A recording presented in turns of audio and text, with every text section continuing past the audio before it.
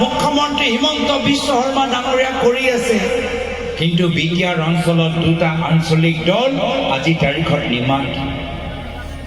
মই জানিবলৈ বিচাৰোঁ যে কিয় UPPL নিমাত হৈ আছে, কিয় BPF দল নিমাত হৈ আছে, কি কাৰণত ভয় কৰে মুখ্যমন্ত্ৰী হিমন্ত বিশ্ব শৰ্মা ডাঙৰীয়া কৰে।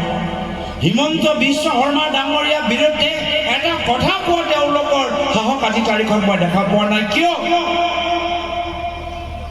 আৰু আজি সেইকাৰণে এই ৰাজনীতি আপোনালোকে বুজিব লাগিব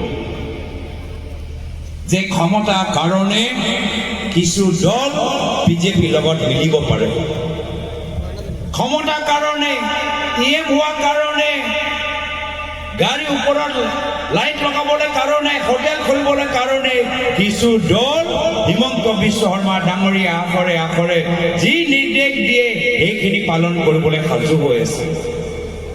সেইবোৰ দল কোনকেইটা, সেইবোৰ মানুহবোৰ কোন, মোককে আপোনালোকে বেছি ভালদৰে জানে।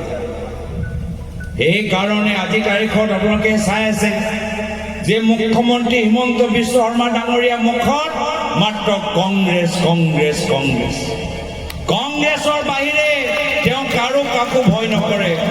যদি মুখ্যমন্ত্ৰী হিমন্ত বিশ্ব শৰ্মা ডাঙৰীয়া যদি কোনোবাক ভয় কৰে সেয়া হ'ল আমাৰ কংগ্ৰেছ দলটো।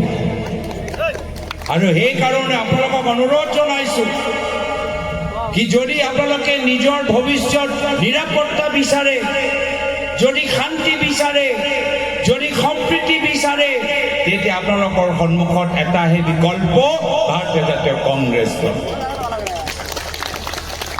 আৰু কংগ্ৰেছ দল এইবাৰ কি মূল মন্ত্ৰ লৈছে? এইবাৰ আমাৰ মূল মন্ত্ৰ হৈছে যুঁজ এখন হ'ব, যুঁজ এখন হ'ব।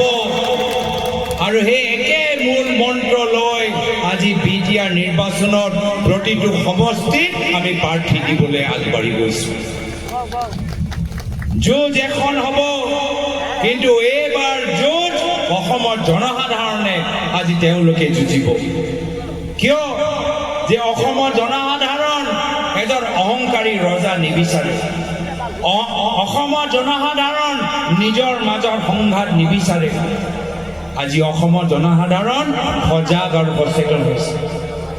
দেখিছে এইখন বিজেপি দল, এই বিজেপি দলৰ ভিতৰত কিছু চোৰ সোমাই আছে, সোমাইছে নে নাই সোমোৱা?